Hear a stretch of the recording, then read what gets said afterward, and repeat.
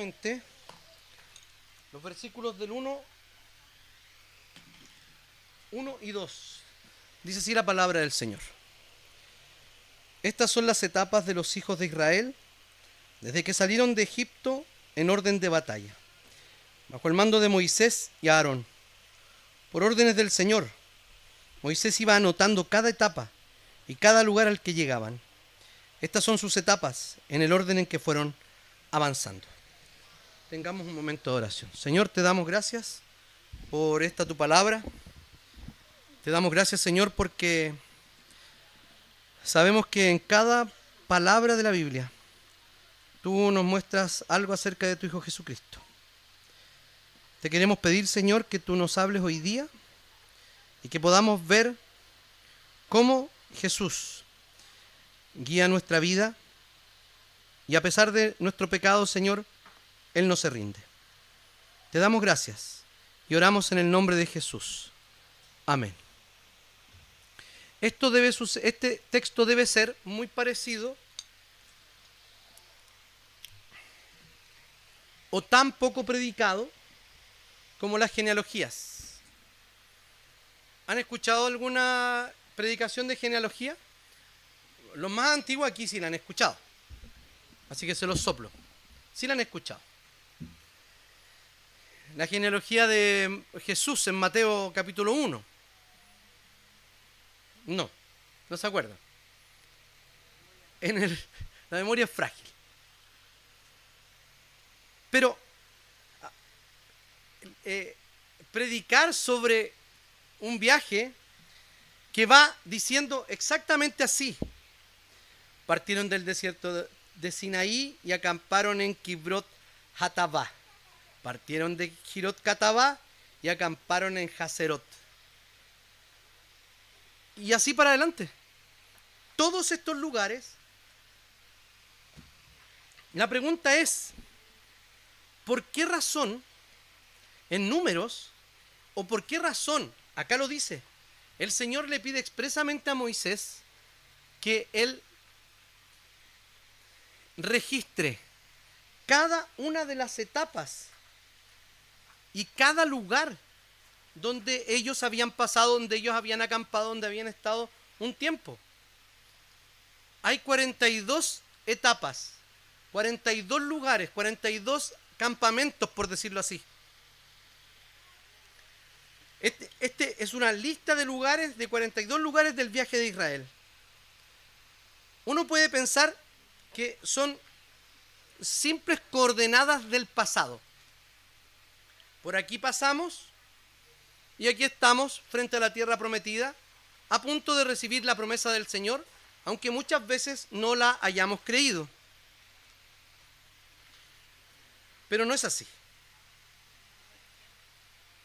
Cada campamento, cada nombre, cada retroceso, cada juicio, cada disciplina, cada acción de la gracia de Dios está registrado aquí.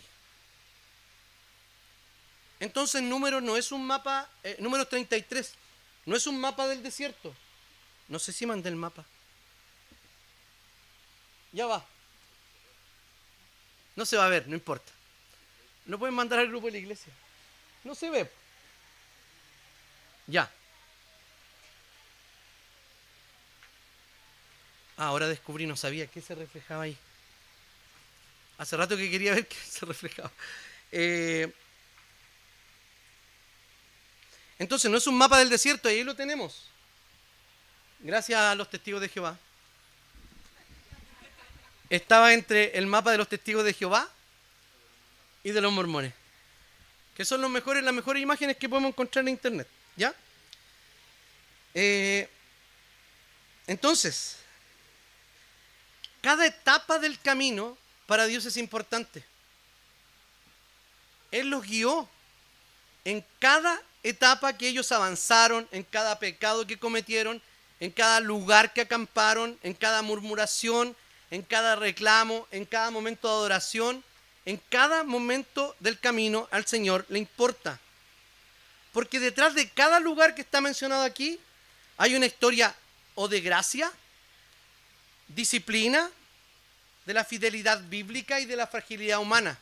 Más bien dicho, es sobre una historia sobre la gracia de Dios, sobre la disciplina sobre su pueblo, sobre la fidelidad de Dios y sobre lo frágiles que somos los seres humanos. No había otra forma de sobrevivir en el desierto, solamente si Dios podía o quería acompañar a su pueblo. Hemos visto que el desierto se ha ocupado en la imaginería bíblica para representar el caminar del pueblo de Dios. De hecho, si nosotros vemos en Apocalipsis 12, la mujer que tiene 12 estrellas en la cabeza y que de ella nace un hijo y el dragón quiere devorarlo, el hijo es tomado y llevado al cielo. Es tomado. ¿Quién es ese hijo? ¿Quién es? Alumnos, por favor. ¿Quién es ese hijo de Apocalipsis 12? Jesús. Con certeza, por favor. Jesús. Y es llevado en la ascensión. ¿Y la mujer? ¿Para dónde se la lleva? Muy bien, al desierto. Se la lleva al desierto. ¿Por qué? Porque ese es, ¿por cuántos días? ¿Por cuántos meses? Por 42 meses, no sé si 42 meses o 1260 días. O sea, por todo el periodo entre la primera venida y la segunda venida de Jesús. Jesús estuvo ¿cuánto en el desierto? 40 días. Esto no es sin importancia o coincidencia.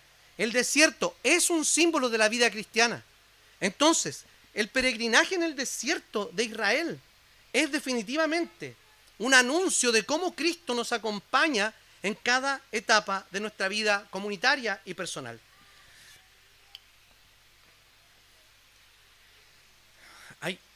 Tengo 8 divisiones. Lo siento. Voy a tratar de resumir números en esta ocasión. Primero, en Números 33 del 1 al 4, tengan su Biblia abierta, por mandato del Señor Moisés iba escribiendo los lugares y las jornadas. Entonces no fue iniciativa de Moisés el registrar esto, sino que fue iniciativa de Dios. Dios mismo le dijo, vas a anotar todo lo que en cada lugar que vamos a pasar. Dios no solo conoce el lugar donde ellos iban a llegar, porque el Señor sí les había prometido, sino que también ellos debían estar conscientes del caminar que ellos tuvieron con Dios en cada una de las etapas de su vida. Dios no solo conoce nuestro destino eterno, que es vivir para siempre con Él en el cielo nuevo y la tierra nueva, sino que también conoce cada paso que damos, no simplemente como un espectador, sino porque Él nos guía y nos lleva exactamente por donde quiere que vamos. Cada retroceso, cada lágrima, cada pecado, cada arrepentimiento, en todos esos momentos, el Señor está con nosotros. ¿De alguna manera usted ha sentido que Dios no está con usted? Porque está muy deprimido. ¿Ha sentido eso? Dios no está. O cuando está pecando, Dios no está. O por lo menos yo me voy a esconder de Dios. Cuando tiene tristeza, cuando siente que ha retrocedido, cuando cree que Dios no lo va a perdonar, en todos esos momentos que creemos que Dios no está, Dios sí está con nosotros. Entonces la historia del pueblo comienza recordando cuando partieron del Sinaí.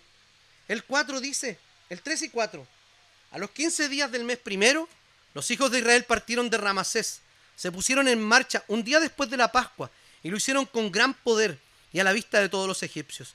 Mientras los egipcios enterraban a todos sus primogénitos, pues el Señor los había herido de muerte y además había dictado sentencia contra los dioses de Egipto, haciendo con todas las plagas que el Señor manifestó sobre ellos. Entonces lo primero que comienza es decir, acuérdense que con mano poderosa el Señor los sacó de Egipto y mató a los primogénitos y salvó a los de ustedes. Ese día fue el día en que el Señor mostró que existe la posibilidad de encontrar un sustituto para aquel que se merece la muerte. No murieron todos merecían morir. Si no, no hubiese sido necesario que muriera un cordero en cada casa para pintar los dinteles de las puertas. Sin embargo, cada uno fue responsable.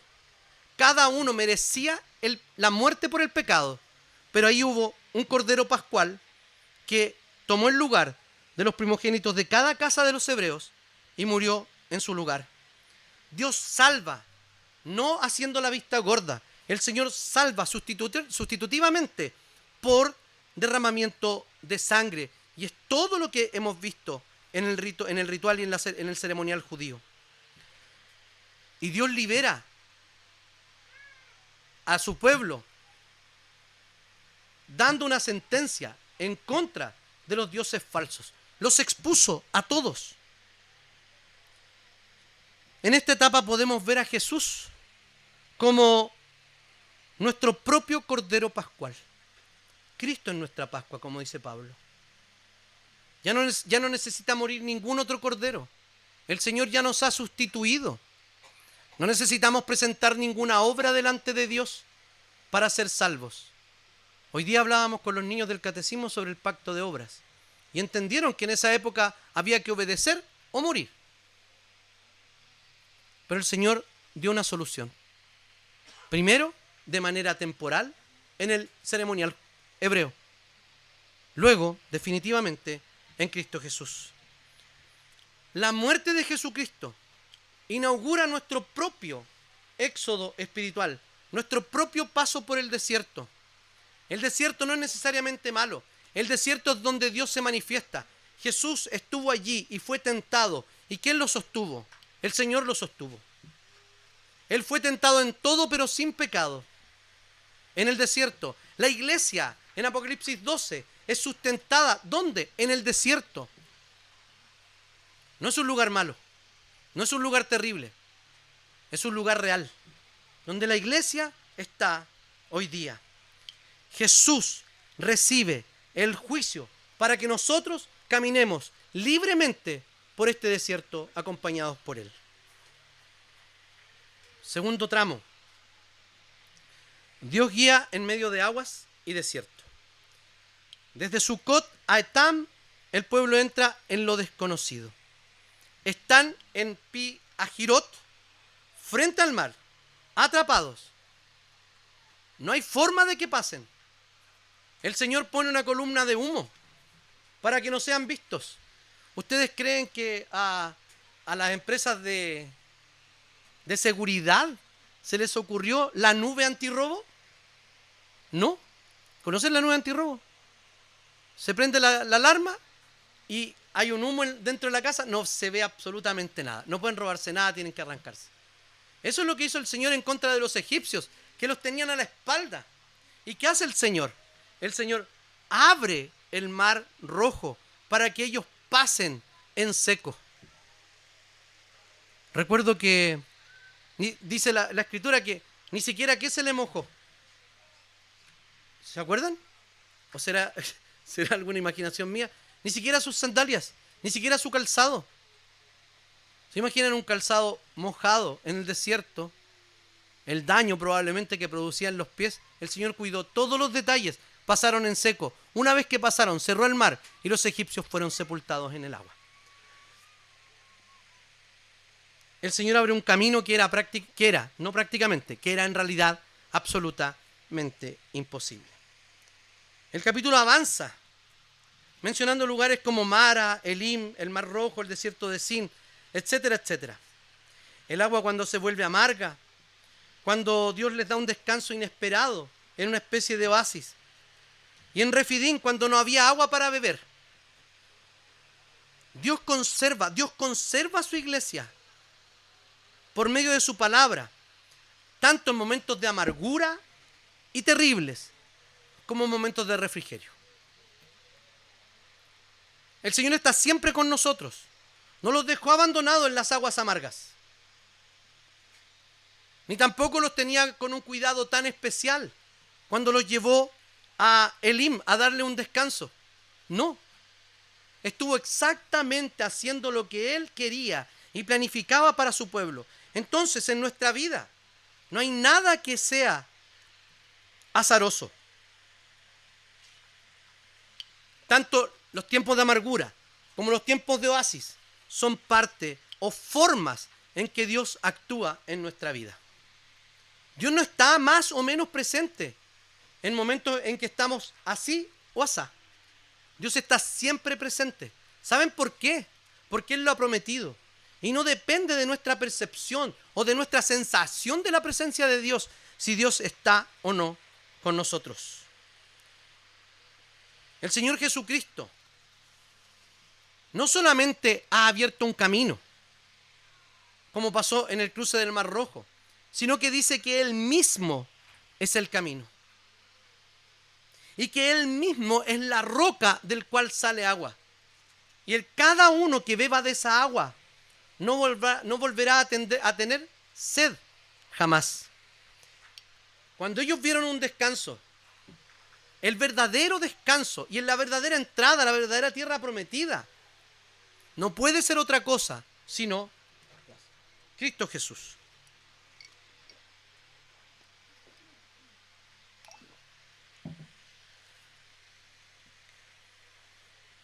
Tercer movimiento, tercer tramo.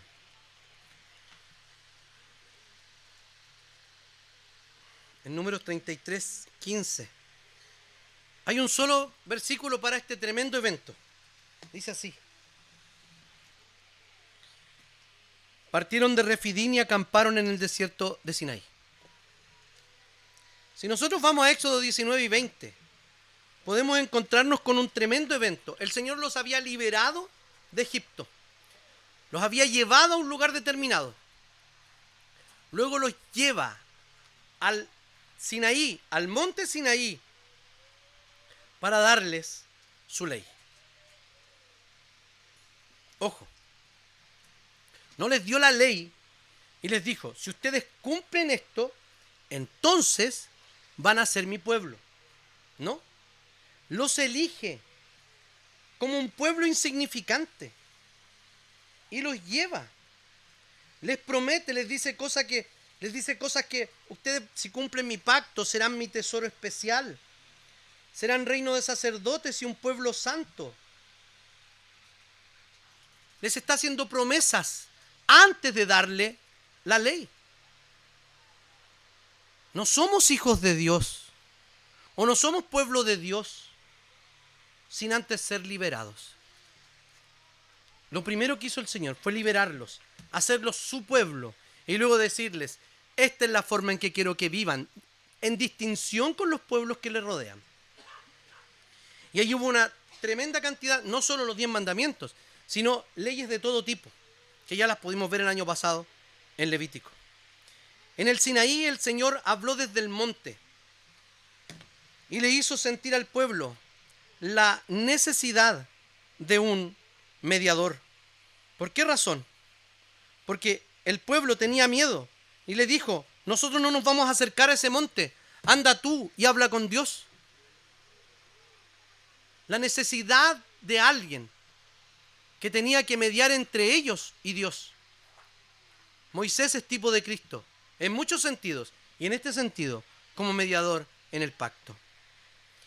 Establece el pacto con su pueblo, mostró su gloria, les dio el tabernáculo, les mostró su santidad y los llamó a la santidad. ¿Qué pasó allí? El pueblo fabricó el becerro de oro y se consumió todo el botín que habían tomado de Egipto. ¿Recuerdan ese evento del Éxodo? Cuando Moisés baja y había una tremenda, literal, una orgía, no era otra cosa. Eso era. Y habían hecho esto y le preguntan a Aarón, ¿qué pasó, Aarón? No sé, la gente vino y trajo sus cosas y, bueno, las fundimos y esto salió. Apareció esto, un becerro de oro. Ahí el Señor castiga a su pueblo y lo hace pagar las consecuencias. Cayó profundamente en el pecado. Pero el Señor no despreció a su pueblo, no lo destruyó, sino solo a algunos. Entonces el Sinaí nos enseña ¿qué cosa? que la vida con Dios siempre implica gracia.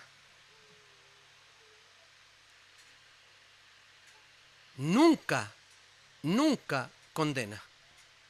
La vida con Dios implica eso.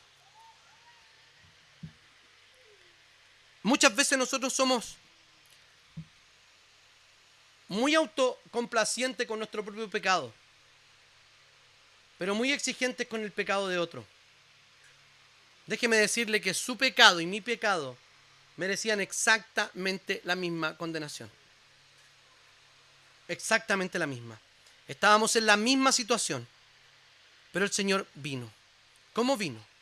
Vino el Señor como mediador de un nuevo pacto. Vino y cumplió esa ley que no solo ese pueblo con el becerro de oro y todas las otras etapas quebrantó. Cristo vino, ¿para qué? Para cumplir exactamente todas las demandas que la ley nos hacía a nosotros. El Señor les dio un tabernáculo y un ritual. Hoy día Cristo es ese tabernáculo. Hoy día en Él vivimos, en Él nos movemos y en Él somos. Es allí donde habitamos y es allí donde habita Cristo entre nosotros. El Señor es mediador en esta etapa, nos muestra a Cristo como mediador. Nos muestra que Él es el único que es capaz de cumplir la ley que nosotros hemos quebrantado.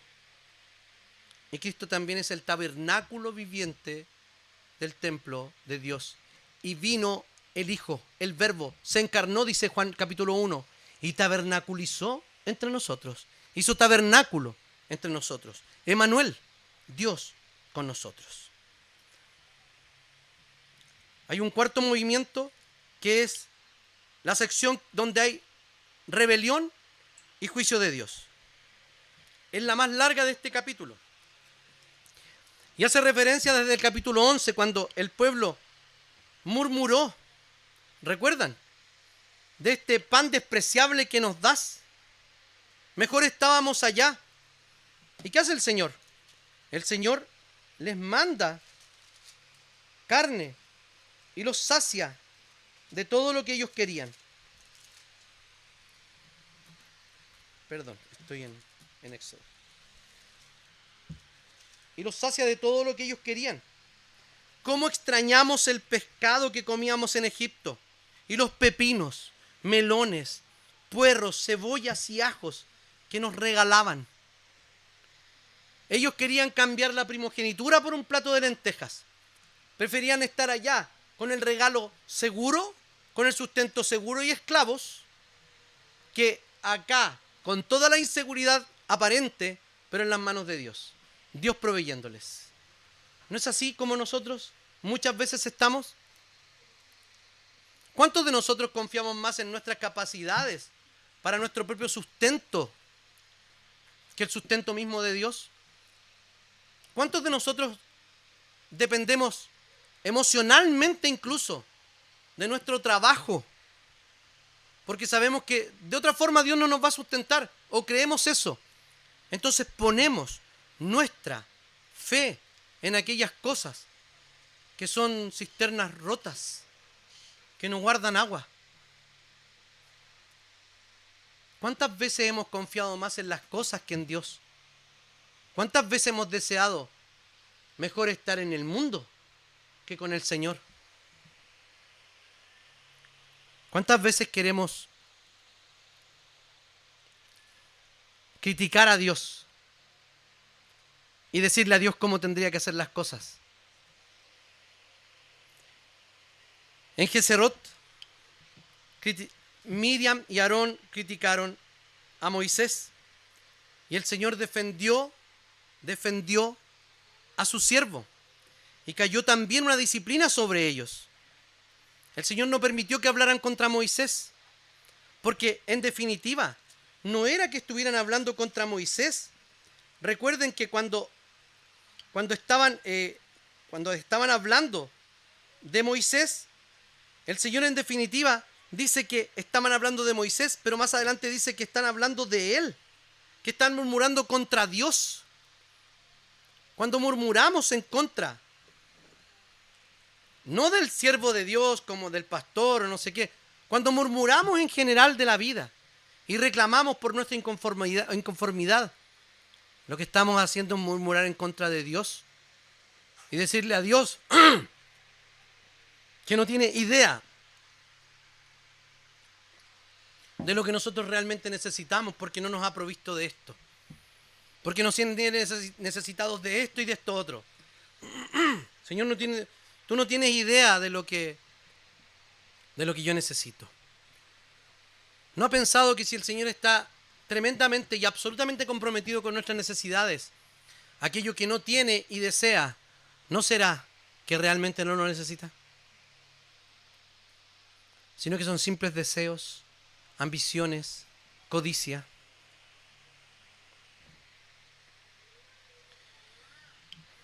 En Ritma y Cades, recuerden que está la rebelión de los espías. Los espías dicen que, algunos dicen que todos reconocen que esa tierra hay leche y miel, que hay tremenda, llevan muestra de los racimos, esto ya lo recuerdan.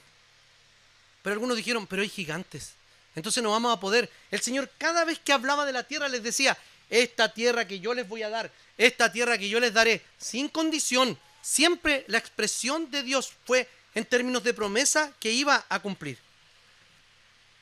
El Señor dictó sentencia dolorosa y le dijo, en este desierto van a caer sus cuerpos y nadie, todos los mayores de 20 años no van a entrar en la tierra prometida. El Señor eliminó una generación completa por no creer en su promesa. Casi 40 años de juicio después de eso. Cada tumba que está allí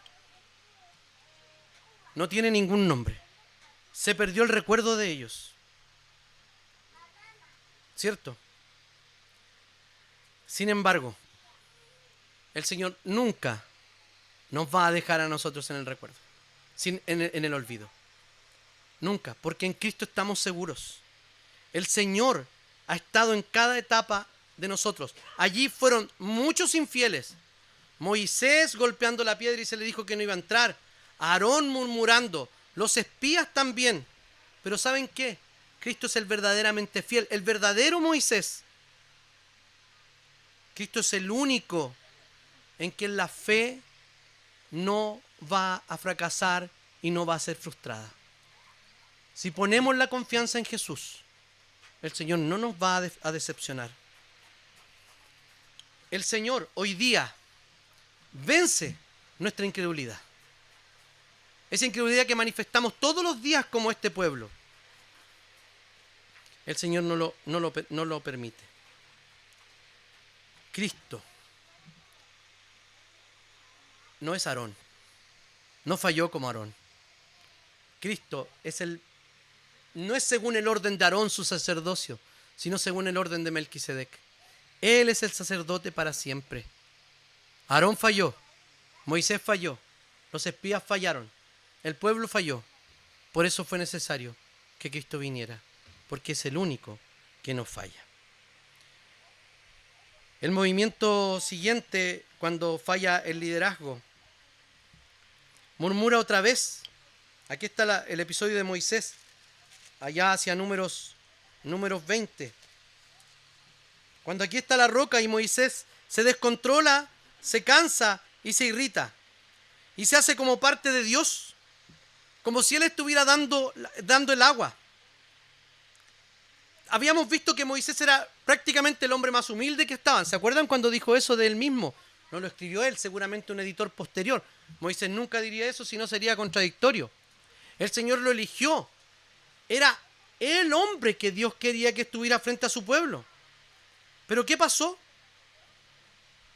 Moisés falló. Esto quiere decir que incluso los líderes aparentemente más fieles también fallan. Porque los hombres fallan. Incluso los mejores pastores podrían estar también quebrados por dentro.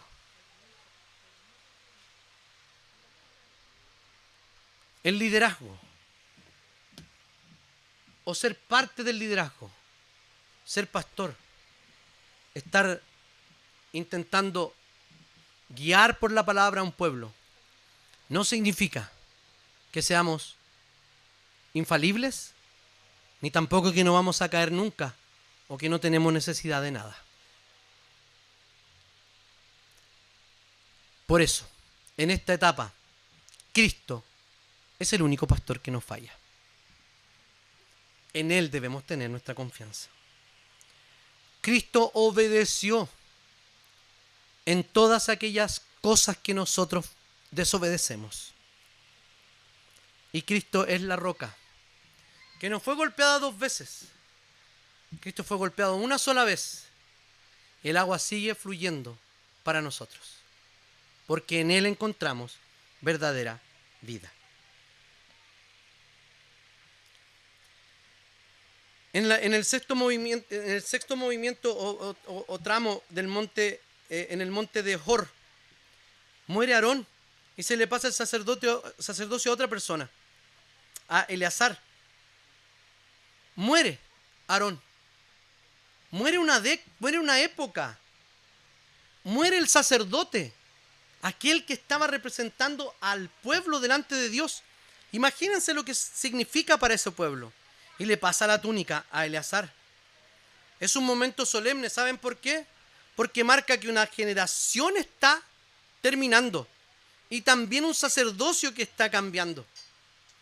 Ese sacerdocio, sí, continuó. ¿Hasta cuándo? Hasta el año 70 después de Cristo, cuando vinieron los romanos y destruyeron el templo. Y ahí fue suspendido el sacrificio, hasta el día de hoy.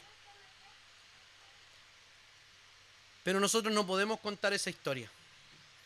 No podemos decir que el sacrificio terminó allí, porque para nosotros el sacrificio no fue hasta el año 70, sino que fue en el Gólgota, cuando Cristo murió, cuando nuestro sumo sacerdote entró al lugar santísimo sin necesidad de ningún otro sucesor. Cristo estaba también, por decirlo de alguna manera, en la frontera, allí, abriendo camino hacia la vida eterna para nosotros, pero Él no se quedó allí. Él venció la muerte, Él no murió.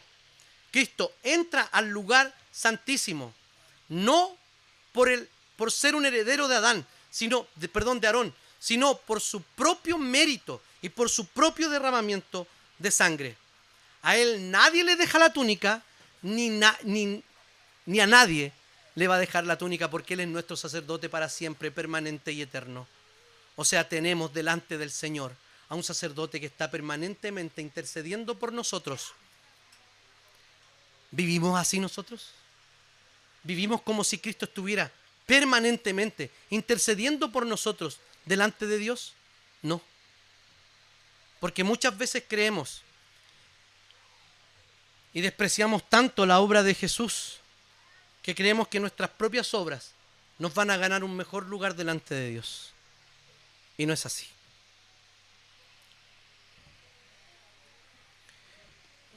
Si nosotros seguimos avanzando, el Señor también volvió algo que era absolutamente malo en algo bueno. Serpientes. ¿Qué pasó aquí? Vuelven las quejas. ¿Y el Señor qué hace? Les envía serpientes ardientes. Y muchos mueren por la picadura de la serpiente. Pero el Señor ¿qué hace? Le da una orden. Le dice, haz con bronce una serpiente, levántala. Y cada uno que solamente mire a la serpiente va a ser sanado. Fíjense, la serpiente era el objeto o el ser, no solo que había tentado a Eva, sino que aquí estaba literalmente matando personas. ¿Y el Señor qué hace? Cambia este significado y a la propia serpiente la levanta. Y aquel que la mira se sana. El propio Jesús dijo aquello. El Señor dijo que como Moisés levantó la serpiente en el desierto, Juan 3, 14 y 15, así es necesario que el Hijo del Hombre sea levantado, porque todo aquel que en él cree, para que todo aquel que en él cree no se pierda, mas tenga vida eterna. Y después sigue, porque de tal manera amó Dios al mundo, que ha dado a su Hijo unigénito, para que todo aquel que en él cree no se pierda, mas tenga vida eterna. Cristo es el que da vida. La cruz, que era un símbolo de maldición, maldito sea el que es colgado en un madero, un instrumento de tortura en el Imperio Romano, y no solo allí, sino también durante los Antíoco Epífanes, durante el periodo intertestamentario, también sucesores de Alejandro Magno, también se practicaba la crucifixión como un medio de castigo. El Señor se hizo maldición, se hizo maldito, y hoy día la cruz no representa maldición. En el desierto, la serpiente que estaba matando no representa muerte, sino el que la miraba representaba vida, y ciertamente vivía. Esto dejó de ser un símbolo de maldición para transformarse en un símbolo de bendición para nosotros. Y solo por esa cruz, solo aquel que mira a esa cruz es el que puede ser salvo. Solo aquel que cree que Jesucristo venció con su muerte a sus enemigos en la cruz es el único que puede obtener victoria. Porque no podemos salir victoriosos de nuestras batallas si no es solamente con Cristo Jesús. Y al final, en los campos de Moab, la preparación final, Israel acampa frente a Jericó y les da un mandato solemne. Les dice: cuando entren a la tierra, deben expulsar a los pueblos, destruir los ídolos y poseer la herencia. Ellos, ¿saben lo que pasó en esto? Ellos tampoco obedecieron. Uno puede pensar, en algún momento de esta historia, Israel sí va, por lo menos en la etapa final, si ya entraron y saben que el Señor les va a conceder esa tierra. Ya había muerto la generación anterior y era esta nueva generación que estaba entrando. Por favor, ¿en algún momento van a obedecer? Y nosotros, con superioridad moral, criticamos a Israel en el desierto. Y la pregunta es, ¿cuántas veces nosotros, como dijo Julio Iglesias, tropezamos con la misma piedra? ¿Cuántas veces? Infinidad de veces. Pero el Señor tiene tanta paciencia con nosotros que no nos desecha. El Señor no desechó a su pueblo. Luego de eso está toda la conquista de Israel en el libro de Josué. Y vemos que están bien. Y luego parte la época de los jueces. Y el libro de los jueces termina diciendo: y en ese tiempo cada cual hacía lo que bien le parecía.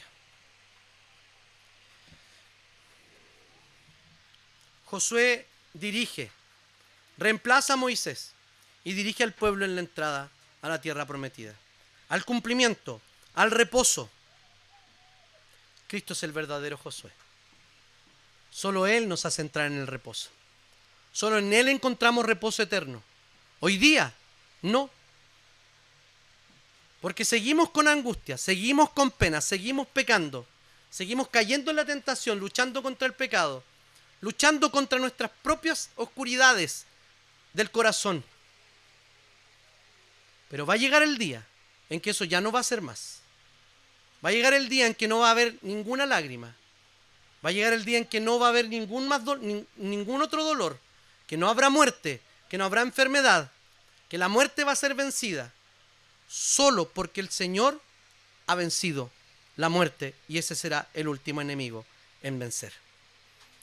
Cristo y no nosotros, es el único que puede purificar nuestro corazón de los ídolos. Ellos van a entrar a la tierra prometida. ¿Y saben lo que van a hacer? Se van a ir detrás de cada ídolo que encuentren.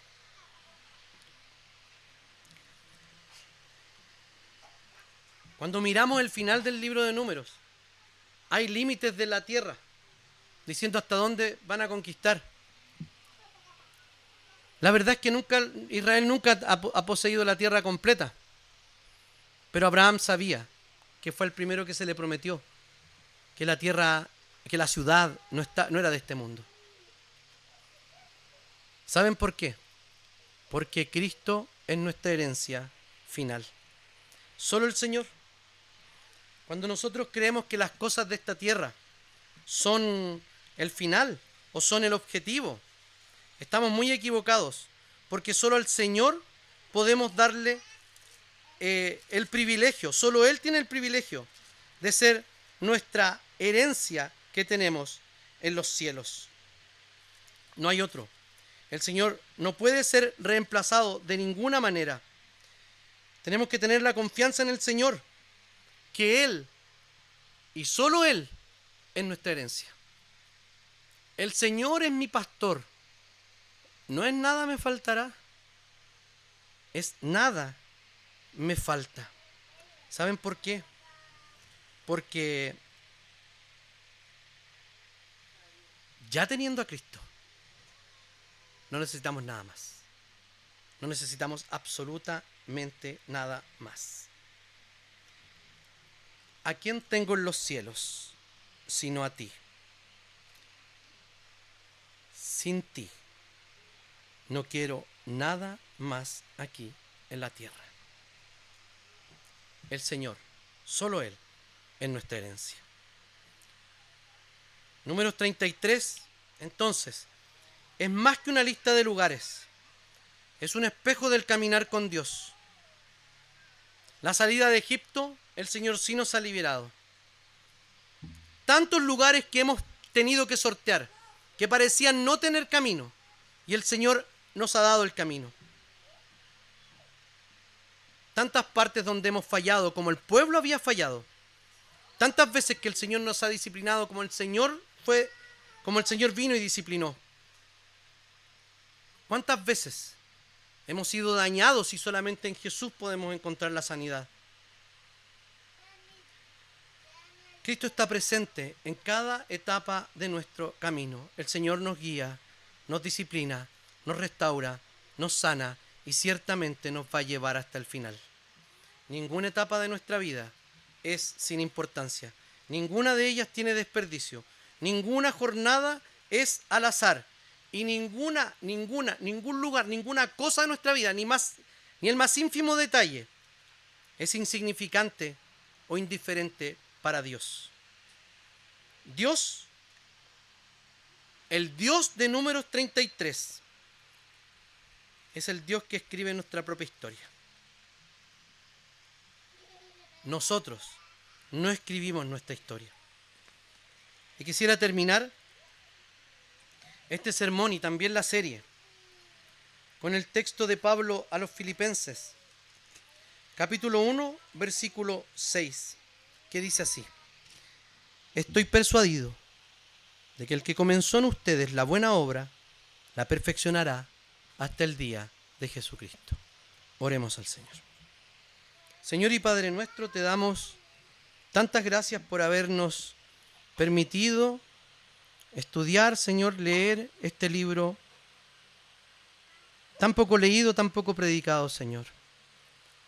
Te damos gracias porque en este trayecto del pueblo de Israel podemos ver nuestro propio trayecto y podemos ver en cada una de esas etapas a tu Hijo Jesucristo, cómo el Señor ha estado en los mejores y en los peores momentos de nuestra vida, porque sabemos que nunca nos ha abandonado, incluso cuando estábamos lejos, incluso cuando éramos enemigos.